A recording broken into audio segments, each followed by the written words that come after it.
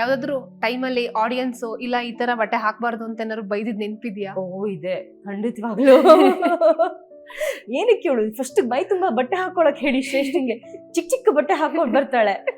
ನನ್ ಪಾತ್ರ ಇರೋದು ಆ ತರ, ನಾನು ಹಾಕೊಳ್ಳೇಬೇಕು. ನನ್ ಭಾಗ್ಯನ್ ತರ ಸೀರೆ ಹಾಕೊಂಡ್ ಬಂದ್ರೆ ಯಾರು ನನ್ನ ನೋಡಲ್ಲ, ಅಂದ್ರೆ ನಾನು ಭಾಗ್ಯ ಆಗೋಗ್ತೀನಿ. ಹೌದು. ಸೊ ನಾನು ಆತರ ಬಟ್ಟೆ ಹಾಕೊಳ್ಳೇಬೇಕು, ಬಟ್ ಹೇಳಿದ್ದು ಉಂಟು. ಓಕೆ. ಈಗ ಏನಾಗತ್ತೆ ಧಾರಾವಾಹಿಯಲ್ಲಿ, ಈಗ ಆಲ್ರೆಡಿ ಮದ್ವೆ ಆಗಿರೋ ತಾಂಡವ್ನ ಶ್ರೇಷ್ಠ ಮದ್ವೆ ಆಗುವಂತದ್ದು. ಒಂದ್ 3-4 ಸಲ ಶ್ರೇಷ್ಠಂದು ತಾಂಡವ್ದು ಮದ್ವೆ ಆಗತ್ತೆ ಅಂತ ವೀಕ್ಷಕರು ಕಾದ್ರು. ಆಮೇಲೆ ಕೊನೆಗೆ ಮದ್ವೆ ಆಯ್ತು. ಆ ಟೈಮಲ್ಲಿ ಏನ್ ಹೇಳಿದ್ರು ವೀಕ್ಷಕರು?